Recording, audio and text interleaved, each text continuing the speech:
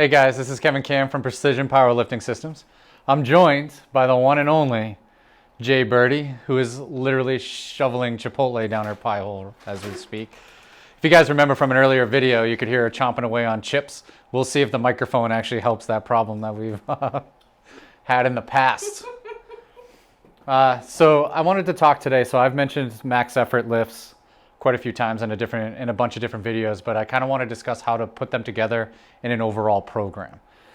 Because I think this is where a lot of people, I think, mess up. You know, if you know a bunch of people who've done West Side, they'll complain that West Side was too hard or they couldn't recover. Singles are too hard. You can't recover from singles. There's an art to being able to put singles into somebody's program continuously over time. For us, we don't deload either. We have, and I'll show you how we change from max effort to some rep work and we move things around intensity-wise to be able to continuously train without having like a typical deload. Don't get me wrong, like we might take a day off or something and that might be our deload. But we do things a little bit differently, and I think, you know, where it becomes a thought process, this isn't just some, you do it one given way and everything's fine. It's not a template. So I'm going to cover how to put the intensity in the program, how to continue in the program, how to make some adjustments to it, and we'll go through accordingly. So I'm going to start back when I first started coaching. I learned a lot from Shaco, and one of the things that I really followed along with him was choosing low, medium, and high stress days. So, and this is part of the individual process of like figuring out when each lifter, when you can push them, when you need to pull back a little bit, and when you just kind of, I hate to use this word, but when you just kind of coast. So a high stress day is one that actually drives adaptation. A medium stress day is one that kind of maintains adaptation and you can recover from within 24 hours, give or take. A low stress day is there basically for recovery, and you're just kind of moving around. And you're just kind of moving around, working on some technique things, something like that. Okay? So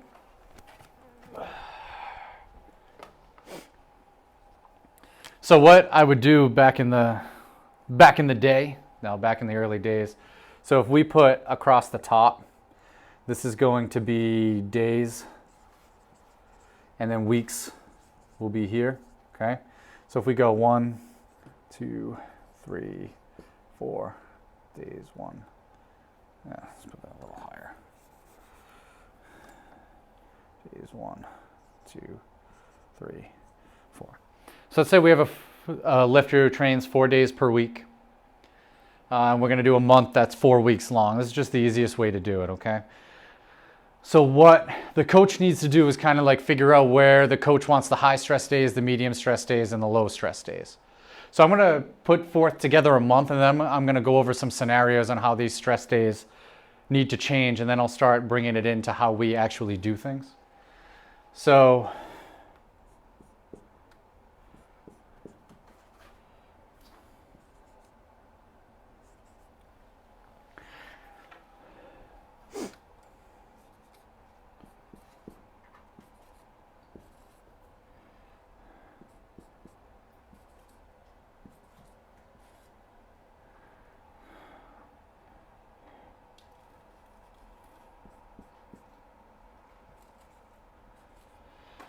now I'm just making this up just for the sake of discussion, okay? So again, H is for high. High stress days are the ones that drive adaptation. M is for medium. Medium stress days hold on to adaptation. And then lower stress days are there for recovery. Okay, so I set it up in a way that you're going to have to see me make some changes. So the way that we do things, our day 1, we'll have a max effort squat, followed by some back down squats, followed typically by some good mornings. So the max effort, we tend to get about 3 singles at or above what you would, let's say 90%, right? And each variation is going to have its own 90%. So including warm-ups and stuff, you probably have 6 or 7 lifts that actually have some type of stimulus. Then we do anywhere between 16 and 20 reps for back downs. These are usually between 60 and 70%. So we have anywhere now from 22 to 25-ish lifts, plus good mornings. So the good mornings can range anywhere from 16 to 30 reps typically. Sometimes it's a little more just to change things up. So if we add all of those together, we have anywhere from 40 to 55 lifts, give or take, kind of depending on what we're doing. And there are obviously decisions that need to be made when these things happen. So a 50 lift day with that type of intensity, it's a lot of volume, a lot of intensity. These are our higher stress days, okay? Our medium stress day, on day 2, we do the same thing except for bench. And the bench volume just tends to be a little bit higher than the squat volume because it's a little bit easier to recover from. And we might do like floor press, some type of overhead press, behind the neck press, something in place of where the good morning is. So you'll have your max bench, back down benches of about 25 reps, and then we'll have anywhere from like 16 to 30 reps of some other pressing movement. On day 3, we'll call this a medium stress day. We'll tend to do some rep bench work that tends to be pretty easy.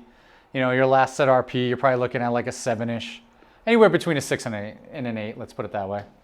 And then on week 1, we might max out the deadlift. On week 2, we might do some rep work, like 80% for 4 doubles on the deadlift. Week 3, we'll max out the deadlift. So it alternates back and forth between the max effort deadlift and rep work for the deadlift. On this day, we might do some RDLs. It tends to be a little bit lighter on the accessory work. So let's say we do an RDL or a straight knee deadlift. The back downs here tend to be a little bit less. So it's a medium stress day because the volume of lifts goes way down. Okay, so we have some upper body, some lower body goes way down. On day 4, we tend to do max, and it tends to fluctuate occasionally. So I'll get down into like what a low stress day would look like here. But we might do a 5x5 at 60% to start on each a squat and a deadlift. So you're getting 50 repetitions, but it's very light. So even though the volume's the same as day 1, it's light enough where it doesn't really, the lifter can recover from it pretty quickly within a day or two. Now, if I want this to be a low stress day, I can take that same 60%, instead of doing a 5x5, I might do a 5x3 pause squat. So that right there cuts 10 reps right off of the lift altogether. I've done even 70% for 4x3, so it cuts the volume right in half for like a pause squat or using some type of variation to work on some technique. So that would be what that low stress day would be. You're using very light weights, very low volumes. And I like to do that typically at least once a month. Sometimes it's even more frequently depending on the lifter. Now, every lifter responds differently to a stimulus. So on day 4, how I said typically it might start week 1 of a wave, might be 60% 5x5 squats, 60% 5x5 sumo deadlifts or something. So there's 50 reps, and like Jess is a good example of this because it makes her really sore. So if I give her the same volume as some others, she gets really sore and a little bit beat up, but she tends to have 3 days in between her day 4 and her day 1. So there's enough time, if you do it on a Friday, Saturday, Sunday, Monday, Tuesday, so even more, right? Or if you do it on a Saturday, you have Sunday, Monday, Tuesday, there's 3 days. So we can kind of recover for it, but it is something I need to keep in the back of my mind depending on what I want to do on day 1. So if I want to push for something big on day 1, I need to adjust day 4 accordingly, because it's not like you just plan something in a 7-day period of time and everything just works out according to plan. And it's, after 7 days, you've somehow adapted and you're ready for the next week. So those things need to be kept in mind. So let's say we got a lifter, right? Max effort squat here. Hits an RPE 10, whatever it is, 60% 3x6 back downs, and then a 4x4 good mornings. They had a really good training day, hard training day there. They come in for their day 2.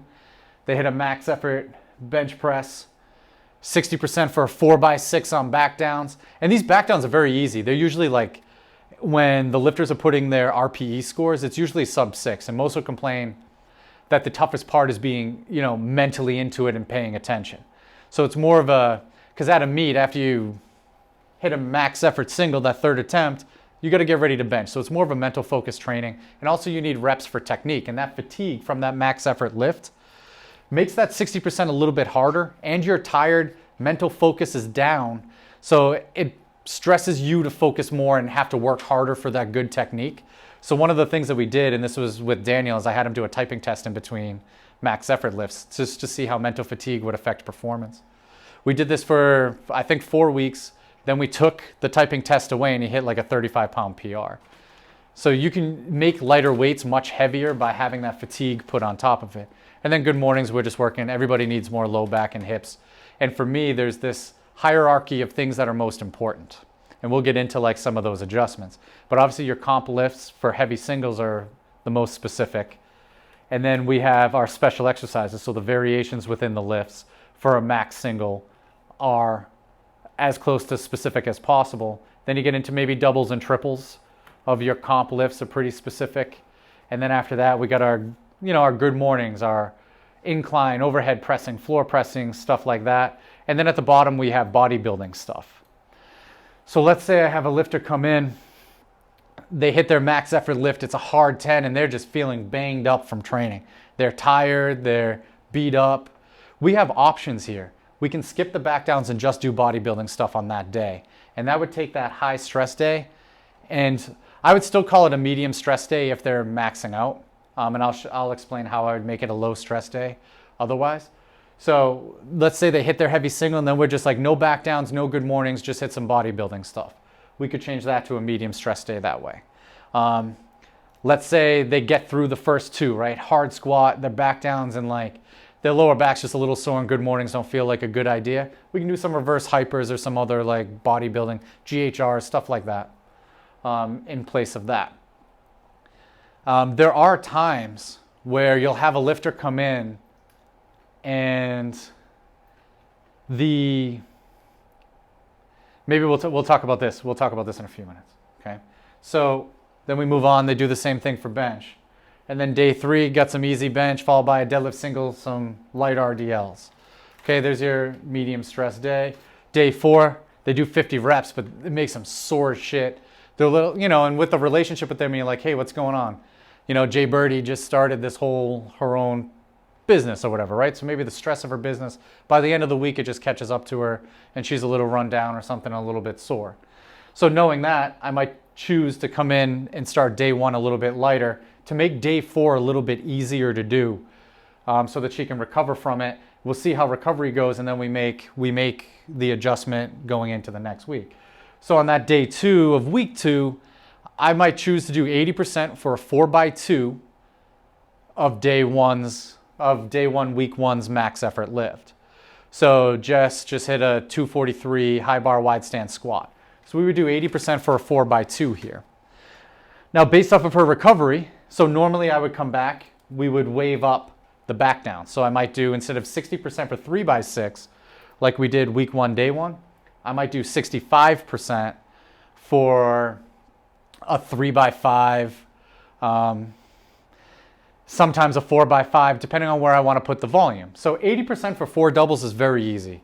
RPE wise, so the reason why I use 80% for doubles and triples usually on the weeks in between is because that's what Shaco found to be the most successful in terms of load and number of reps where the technique looks solid for all of the reps. So my goal is to improve because the principle of dynamic organization states that we're always trying to find a more efficient way to do the movement. So that 80% is enough weight and the doubles and triples are enough reps where you can groove a good pattern with it, hopefully get more efficient, come back week 3 and hit a PR from week 1. So I really like that set and rep scheme and that's typically what we use. So if we get 4x2, 80%, 65%, let's say because she's struggling to recover, I'm going to give her a 3x5 instead of a 4x5. So she's got, 23 lifts on her top sets.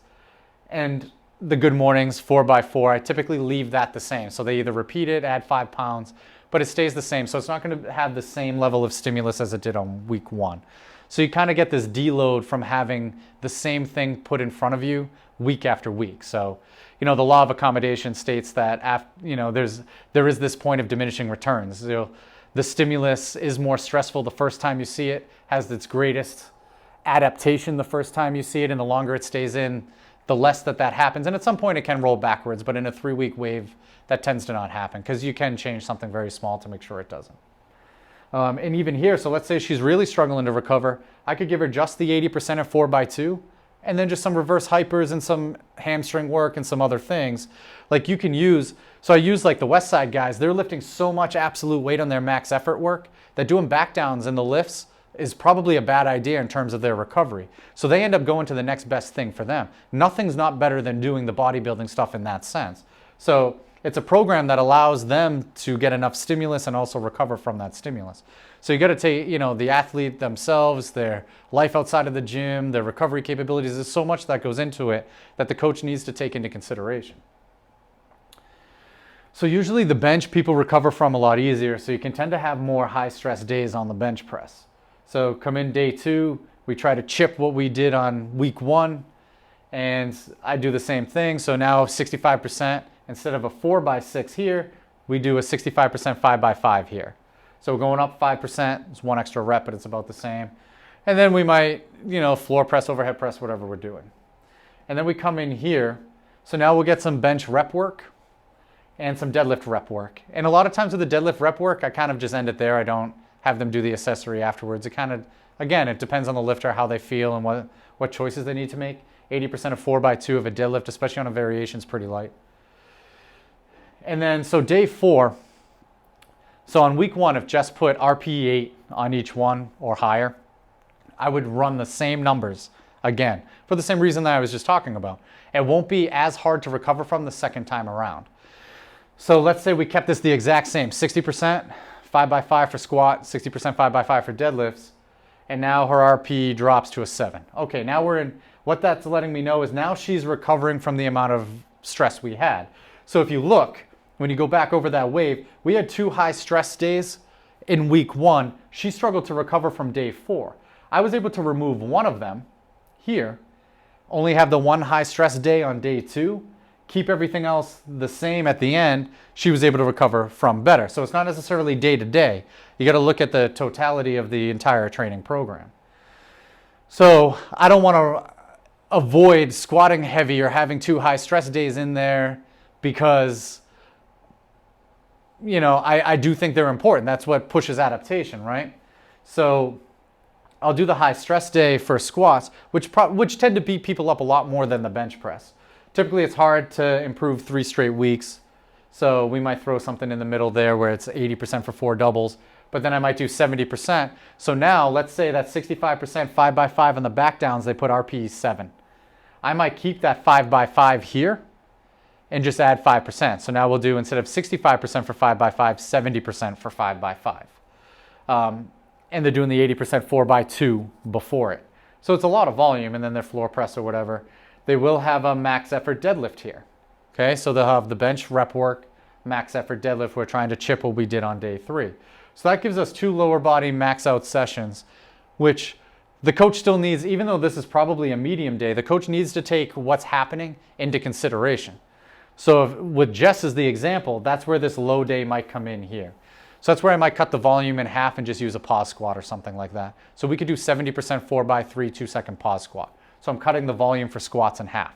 I could do a 70% 4x3 pause below the knees deadlift or something, right? So now instead of 50 lifts, we're getting 24, and we get our low stress day to let them recover so we can come back in and do what we need to do the following week. So let's say that's a 3-week wave. We're changing variations. I'm maxing out here. That puts that on the table for me at the end of the week because I know that they're recovered to come in. Even if they're a little tired on week 1, I don't really care that much because they're going to get an opportunity to beat it anyways in weeks 2 and 3. So it's good to start slow anyways and be able to build momentum throughout a wave. So even if this was a medium and they were struggling to recover, I'd still probably put a higher stress day there and just kind of see what happens. And then again, your bench, and then we're starting back over, okay? So one of the things that I've kind of learned over time of the way I was doing things is the higher the intensity of the training program, the better results that we were getting. So one of the things that I ran into when I was running a program similar to what Shaco does is I wasn't getting enough strain and higher intensity work in the program itself. Now we did a lot of work at 80%, 85%, and like 90% we would do boards, we would do blocks on deadlifts, we would add accommodating resistance so there'd be chains on the squats. So there were ways that you would feel the bigger weights, but it's not quite the same as being able to push that intensity. And I think the biggest factor that led me to change on it was more the psychological component of it. So we ran straight up like linear programs for a period of time, and people did very well.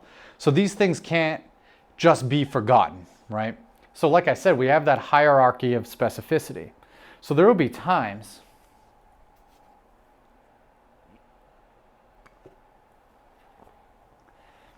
where training, you need to change some things up. Like no matter what you do, things just don't seem to work. And you can put everything right on paper and it still not seem to work. And this is where it needs to be a flexible and adaptable thought process, and it can't just be a solid template. So because we have 3 spots, right?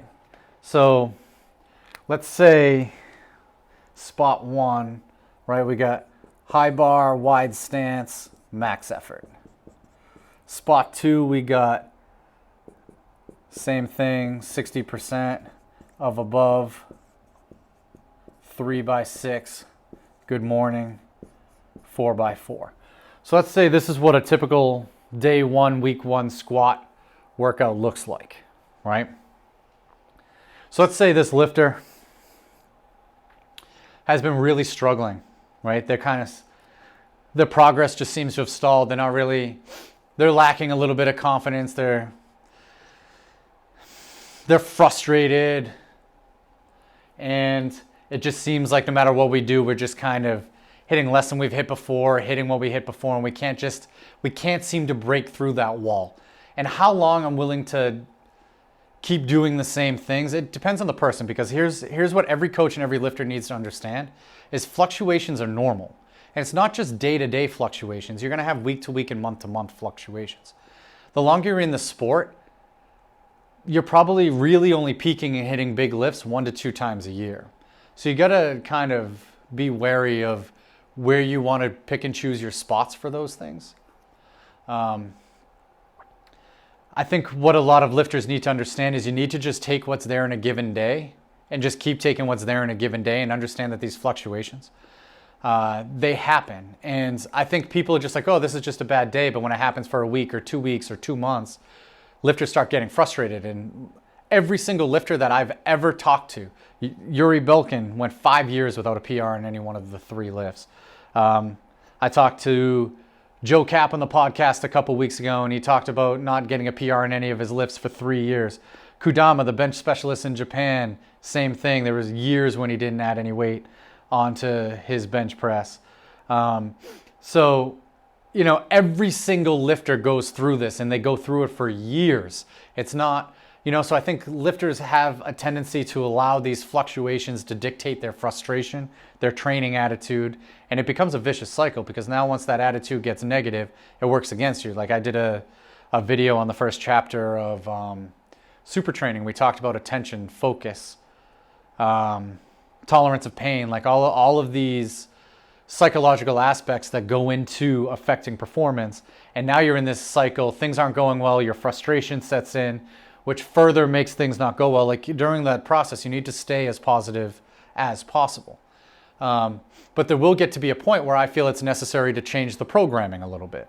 So what I might do, I don't do this a ton, because in most cases, I like to just change the exercise. And sometimes you just do something out of fucking left field and just kind of see what happens.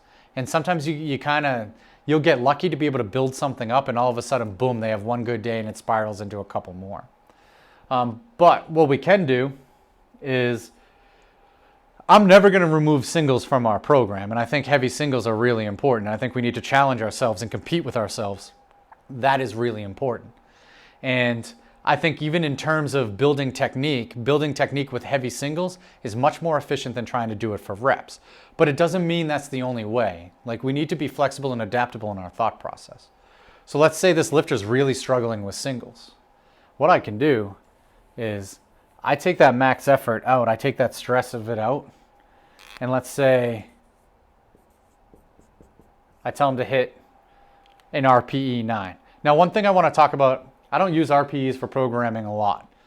But one of the things that I want to discuss is an RPE 9 is not for the coach to decide what an RPE 9 is.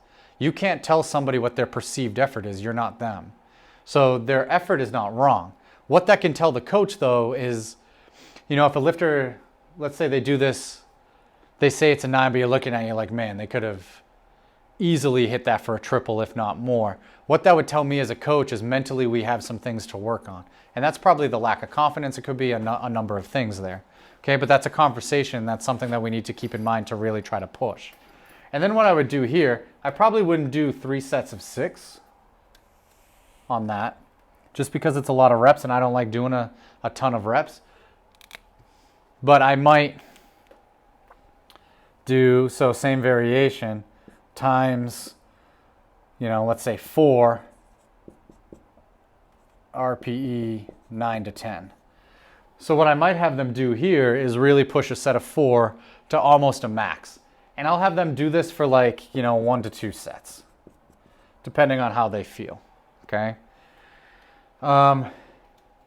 When we ran more of a linear program, we started at 5s and moved right down to singles over the course of, you know, usually somewhere between 4 and 6 weeks. So you could start at 5 there. You could start sometimes like even 4. Sometimes I like to just do sets of 3, right? Because a heavy triple, it's more specific, right? And then allow me the following week to do a heavy double. And then it allows me to bring that single in the following week if I'd like, if progress is going well. If not, there's other ways that you can mess with this stuff. So let's say they do 1 triple. On week 1, they do, they hit this for a 9, but then they do a 1x3 at 3:15. Okay. Week 2, we can then do a 2x3 at 3:15. And even if we wanted to on week 3, we could do a 3x3 at 3:15. Right? So we're still building volume with that heavier weight. It's probably getting faster. The RPE is probably staying the same for that last set, even though they're getting more working volume in there. That's one way to do it. If that triple goes really well, you can then just do 1x2. And then you can do a 2x2. Like, you can be very flexible, but you can start to get your intensity here. And what you're starting to do is you're decreasing your overall volume, the number of lifts. But what you're doing is you're increasing the number of sets with higher RPEs. All right, so I think over time what happens with lifters is they start to become comfortable with given weights and they just don't have that same stress that they would have in the beginning. So let's say this lifter just hit 315 for the first time. 315 is still very stressful to them because it's something that they've only hit maybe a few times. But let's say they've been stuck at 315 for over a year. That 315 is not going to have necessarily the same negatives. It's not going to require the same recovery as it used to. So you're able to get away with it a little more. Obviously, they're not doing this if 315 is their max. It's going to be a lot more. But that gives us options there. And then we even got options here, right? So let's say there is a period of time where a lifter's knee is bothering them, right? So doing squats kind of bothers their knee and they need to pull back a little bit and then, they can't hit much. So what you would do in that case is, to pain, for choosing intensity and volume. And I would build this up slowly, but then we can do our good mornings. Then we can do our good mornings really heavy and we can get our intensity there. Okay? So now if volume's really dropping, so let's say with this they can do 60%, but they can only do it for like 4 sets of 3 tends to be pain-free for them, but anything more than that kind of bothers them. Right? So our volume would be really low, but we're getting good intensity with the good morning. And then that's where I would bring in the bodybuilding stuff.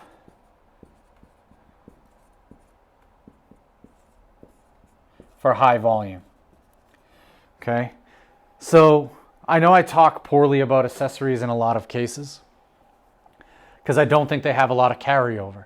The other thing that we need to keep in mind with this stuff, if we always ended with a lot of bodybuilding volume, when a situation like this comes about that we really need it to drive a stimulus, it's not going to have the same stimulus because it's just in there all the time. So now that this is a brand new stimulus, we're going to get a lot more out of it than we would have if we just did it all the time. So everything has a place, but we want to make sure when we're using it, we're getting the most bang for our buck. So in this case here, and if you're a power lifter, you're going to have little nicks and bruises along the way that require you to pull back. Certain positions will hurt. You won't be able to, hit the volumes and intensities that you want and all of that stuff. So you need to have a plan B. You need to have a plan C. So this tends to be our plan C. We find, with knee pain, typically you can do good mornings. So there's our intensity. We do full range of motion. I'm a big fan of lowering the load, but making sure we keep full range of motion in there to load and feel better. We could, like I have, we could do a really high squat if it doesn't bother the knees and overload the shit out of it, and then do some full range of motion, letting pain kind of guide that. But the bodybuilding volume here will have a stimulus. It'll be much more productive because we don't really do it. So now when we bring it in, it at least will allow them to, it'll at least give us a chance to still make progress or at least maintain because we're getting a much stronger stimulus. So you can be creative within the framework of what we do and flexible and adaptable so that it meets an individual's needs. And these individual needs are constantly changing. And as a coach, to not be stuck in your ways, you need a program that's going to be flexible and adaptable. So when the singles stop working, we can do a conservative heavy single. So if you look at a lot of like DUP programs, they tend to have a heavy single at an RPE 8, and then they do their back off volume and then whatever else they have going on that day. So for me, my problem with those programs is the intensity is too low. So when I had a conversation with Dr. Keith Davids, he said that training should have consequences, that it should create an emotional response and it should have consequences. So I always want to make sure that our training has consequences.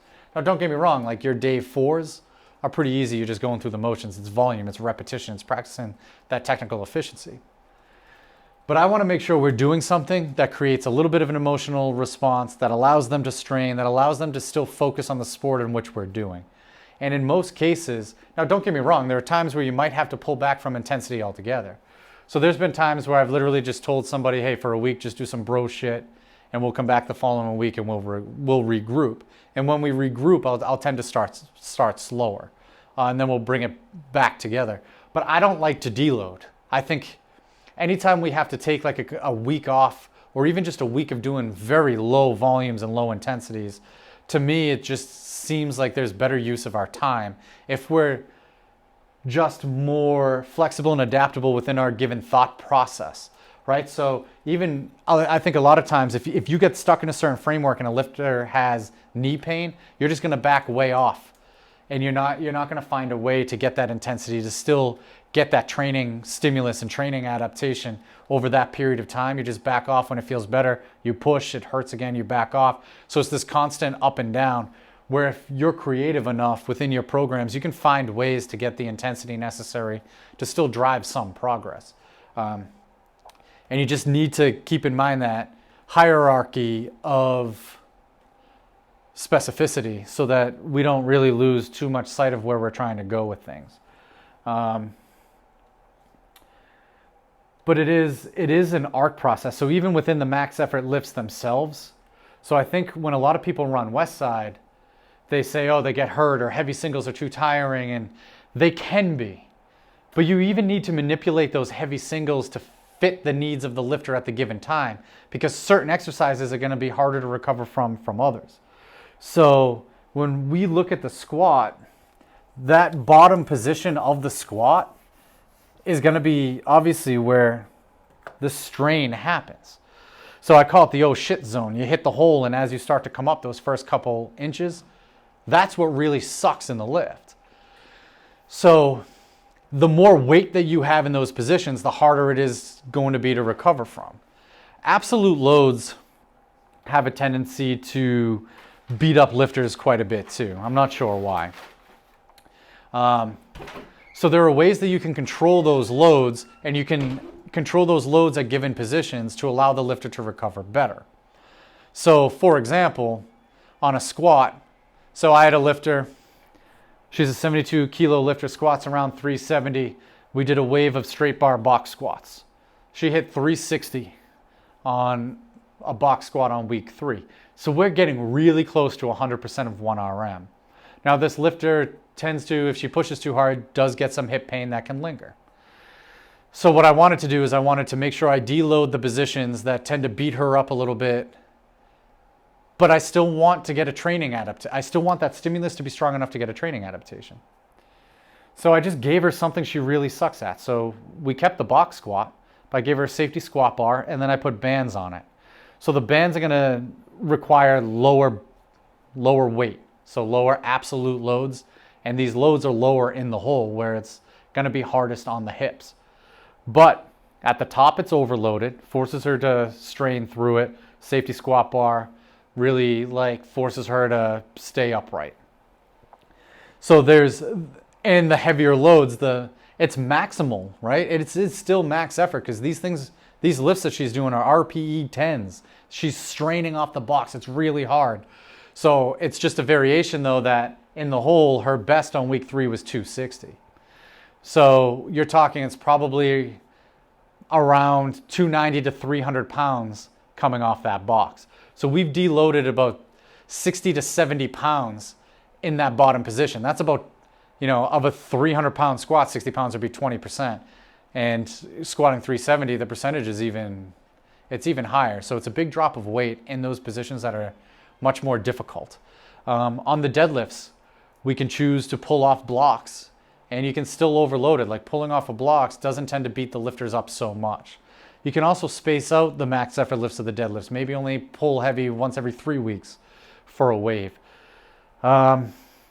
We can always find those variations that take a lot of pressure off in the more difficult positions. Now, when you look at something like a deficit deadlift, the positions itself are harder, but it tends to drop absolute load a lot. So sometimes just because the angles are different and the load is so much less, you can get a really good training adaptation for those angles, training stimulus for those angles without really beating up the lifter too much. So there will be times though that I still will keep that in mind, that we'll do deficit deadlifts, but I'll add accommodating resistance. So I'm putting them in a more difficult position off the floor, but the deadlift's that one lift that you really got to accelerate through its entire range of motion in order to complete the lift. So bands have a lot of carryover in the deadlift, and I'll put them in that position. It takes a lot off the lower back and the hips. So we might do that to kind of build up to not doing it with bands. So sometimes there's this process of when you're setting up your max effort lifts that you're using one wave to set up the next. You're not just using variation mindlessly. So let's say I want to build up to deficit deadlifts, but the lifter tends to get even like a little bit of lower back pain on good mornings. The deficits tend to beat them up. I might start a wave with bands, like minis or something. And then the next wave we remove the bands. And then the next wave, maybe we use a bigger deficit. And I could even start with bands again and then remove the bands and then we go back to the floor. One of the things that I like to do too is I'll take those max effort lifts. And so I had 2 lifters. I basically just gave them deficit deadlifts for 9 or 12 weeks or something. And that's all they did. I treated it as their competition lift. And they both matched their best ever. The other hit an all-time PR that way. So obviously if we remove the deficits, the one who matched their best is probably beating their best. And the one that already beat their best from a deficit probably has another 2.5, 5 kilos there from the floor. And it gives them that confidence to do that. So you can treat it as such, build it till it's a strength, and then remove it and you're in a good spot. So you don't necessarily have to just change things for the sake of changing things. And you should have a long-term plan in mind, but only write down short-term stuff. Because once you write down a longer-term plan, I think you're less likely to go back in and change it. So I kind of know where when I write a program, I might only write 1 week, but I have an idea of where that wave's going. I have an idea where the next wave's going, and I have an idea of where I want to bring it even further down the line. And when that happens, sometimes you'll be halfway through and something will happen and be like, oh shit, I'm going to adjust this a little bit because it's not working as planned. I think I'm more apt to do that by not writing it out. but it's still important to have that idea of where I want to go in my head. And a lot of times, I'd say more than 80% of the time, it does work out how I have it kind of like laid out in my head. But I do think it's pretty important. I think, another thing that I want to bring up is we can do, so if we choose a max effort lift that does have lower absolute loads, we can use that intensity later in the week. So I was talking about how on day 4 it tends to be between 60 and 70%. So I could do some light stuff. I could do a max effort lift. So let's say that same lifter, she squatted 360 from a box, but 260 with a safety squat bar and bands. So she feels pretty fresh, right? It's not really beating her up because the loads are so light. I could now on day 4 push a set of 5 for a squat. I would still keep it RPE 9. I probably wouldn't get much higher than that. Something that's kind of hard. I'd drop the volume if I'm doing that. So we can mess with those day 4s and do higher intensity stuff. But if we do that, we got to keep in mind what we're doing to the intensity. So if I'm going to push the intensity on the day 4 lifts, I got to be careful what I'm doing day 1 and day 3 because that's where the squat and the deadlifts are. So let's say day 1, I just do some light rep work and it's a lifter that recovers pretty well. And then day 3, they just had deadlift rep work. So they really haven't pushed any intensity all week long. On that day 4, you can have them push a heavier set if things feel good, especially as they start warming up. You can have them push a heavier set. If I'm going to do that, I'm going to pull way back on the volume. So instead of a 5x5, I would just have them work up to one hard set of 5, RP 9, 9.5, and then I would just cut the workout there. Okay? And the reason you can do that is because day 1, you probably did 80% for 4 doubles, then 65% for 20 reps, right? And then, you get some good mornings, so you get even more volume there. So you got 28 plus another 20-ish. So you got 48, 50 lifts of lighter stuff, right? That matches up well with where day 4 was before. So if it's 60% for 5x5, 60% 5x5, that's 50 lifts. So you've already, the program itself, turned your day 1 into what day 4 kind of looks like. So now you can take your day 4 and you can push a heavier set. Now you do got to keep in mind that what that might do is there may be some lingering fatigue that carries on into day 1, but that's something you'll learn along the way, and each lifter is a little bit different. Now, if they're doing a variation that the absolute loads are so low, even if they're a little bit tired, they're probably still lifting around the same. It doesn't seem to affect it negatively as much. If it's something, so let's say that same lifter was doing just regular straight bar box squats, where she can get up to 360, then you might see a bigger negative effect on performance. So you got to keep everything in mind, and you got to keep the lifter in mind, and it's really important that you have conversations about this stuff with the lifters so that you can help with their expectations, because there's a cost associated to pushing it in training, and you need to pick and choose the spots that you do that in wisely. And there are times where I'm willing to push something on a given day and sacrifice the consequences on another day, even if it means we're doing a max effort lift and it's not going to go well. But the lifter needs to understand the expectations that, like, hey, we're pushing really hard on this day. It may have some negative consequences later on, a couple days down the road, but they need to understand that training, you come in and you just do the best that you can. You can't be so focused on the outcomes themselves, because once you're focused on the outcomes, you lose focus of the task and the training process, and every day just becomes more and more important. And it shouldn't be like that. Ultimately it's a much longer process, and what ends up happening is you have one bad day and then you start stretching, right? So maybe when you should put 315 on the bar, you put in 320 or 325 because you need to hit those numbers to make yourself feel more comfortable in your mind. And that should never be the case. Okay, in those cases, I think it's even best, instead of trying to stretch it that way, to be a little bit more conservative. So let's say 315, is a 90% chance you can hit it. Put 305 or 310 on the bar. And then the following week, 310 or 315. Like, build momentum slowly when those situations arise, so that you don't start stressing yourself out about, like, I got to hit this number this week, or it just means I'm not getting stronger, whatever thought process happens. Because these situations are going to come up.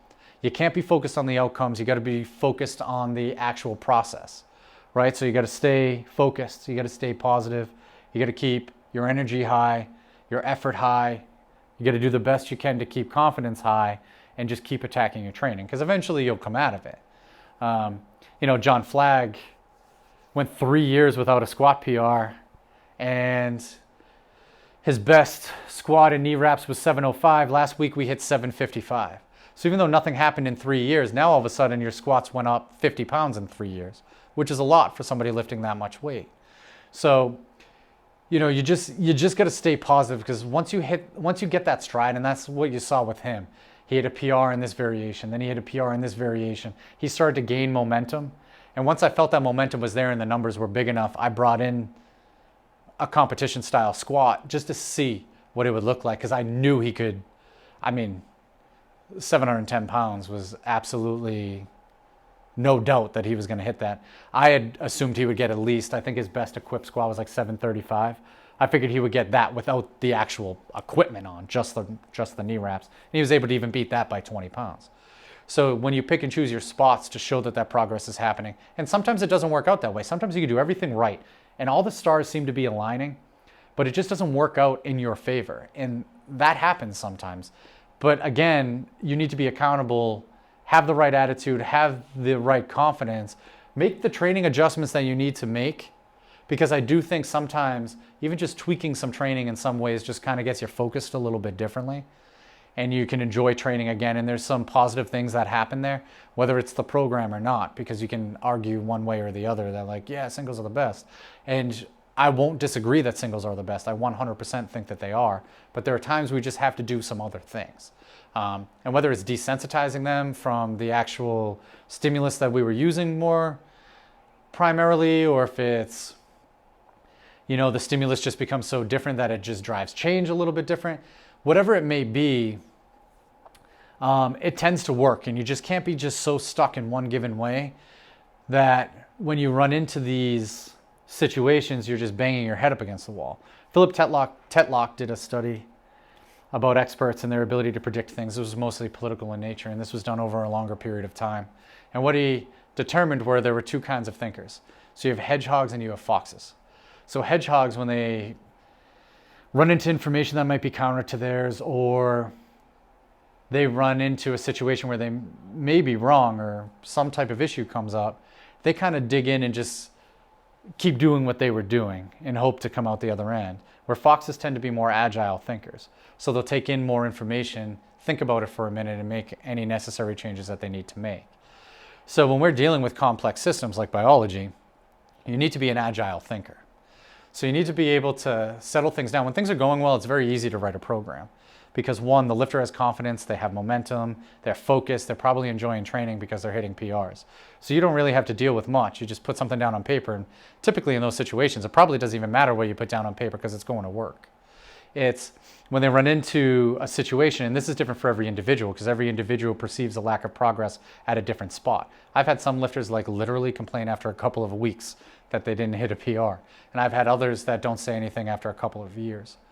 So you run into these situations where once that lifter perceives a lack of progress, there needs to be some type of communication. Expectations need to be adjusted in some ways, but you also probably need to tweak some things in your program. You can't just tell them to like buck up and to keep doing what they were doing. Sometimes it's like, hey, let's just try this exercise and let's build it up, or let's, whatever it may be. Because sometimes like when you use variations, it takes the focus off of the outcomes and you're able to kind of just keep going along. But there are other times, like once they hit that wall, there has to be some type of changes made, or at least an understanding reached. So you have a number of ways to do those things. And usually you don't have to, I think what a lot of lifters end up running into is they run into these situations where when that happens, when they hit that perceived wall of lack of progress, let's say, they break up with their coach, they change training plans, it's always something else, right? And I always think this is a bad idea because the relationship building process with a coach, the longer I have somebody with me as a lifter, the better I am at coming up with ways to allow them to continually adapt. And I'm fortunate enough that the majority of the lifters I have been with me for years now. And they've all run into these situations where they've gotten stuck, but we found ways to work our ways around it and out of it so that over the longer haul, we see better linear progress over the larger scale. But there's a lot of fluctuations that happen. And it's not even fluctuations where, you know, you just hit this plateau and numbers stay across the board. There's regressions that fall in there too. So a lot of times lifters will hit this perceived wall and then they change programs, they change coaches, and then you're starting back over. So of course it'll probably work in the beginning because you're just getting a different stimulus. So then when that works, you kind of chalk it up to the other program didn't work, this one's better, and then you hit that wall and then you just kind of repeat that process again. And that's not necessarily the greatest way to go about doing these things because you're always just in that beginner phase, and eventually you just don't really know what works for you because you just constantly change. You throw out the baby with the bathwater. Instead of just changing one thing, and like over time you start developing the exercises that work, the things that kind of help jumpstart progress again, the things, you know, you start building this relationship with a coach over a period of time that your solutions just, and don't get me wrong, like even the Foxes and Tetlocks study were really bad at predicting things. So it's not like because you work with a coach longer that, you know, things are going to work better. They still were a little bit better. And I do think you have better options. And with those relationships, it's hard to build a relationship. So if you're able to last and sustain a relationship, you're going to have better success sticking with somebody over the long run than you are to just change something because things aren't going well. And, you know, on a larger scale, I think that lack of accountability is a problem not only in powerlifting, but in society as a whole. So hold yourself accountable to do the job that you need to do. So when you hit that perceived wall, it's on you to be positive, to bring high energy, to stack the deck in your favor, eat well, sleep well, do everything you can to make sure you're getting the most out of the training program. And it's on the coach to make some adaptations too. So if your coach is just telling you to keep doing the same things, don't get me wrong, I do think that's an answer sometimes. But if they're so stuck in their ways that they're right and the athlete's wrong, everybody plays a role in this. So like I said, the coach just even adjusting some things might even just help the lifter reshape focus and attention and all of those things. Now for a coach that coaches a lot in person, or like for us, I feel culture is extremely important. So I can't just have somebody do something for the sake of them doing something that might diminish the culture. So the intensity is our culture. It's kind of like this badge of honor with our group, but obviously being smart with it, not just doing it for the sake of doing it or whatever. So I want to keep intensity in the program. So that's why even if we have to use a good morning for it, like we'll find a way to do it. And of course, there are times where we just have to pull back intensity altogether, and that's nobody's fault. It's just something that happens. But I want to keep that intensity for the training culture, so the training culture still has that intensity to it, and we can push each other to get stronger. So there's a lot of layers to this and a lot of things that the coach needs to think about. And when you think, you need to literally take a huge step back and think about how it can affect every part of the training process, not just with the individual, but the individual, the group, and it continues to go out, and you got to just like figure out how to navigate those waters. And that's probably, I could probably do a whole other video on that in and of itself. So I'm going to wrap this one up here. Jess actually left to go.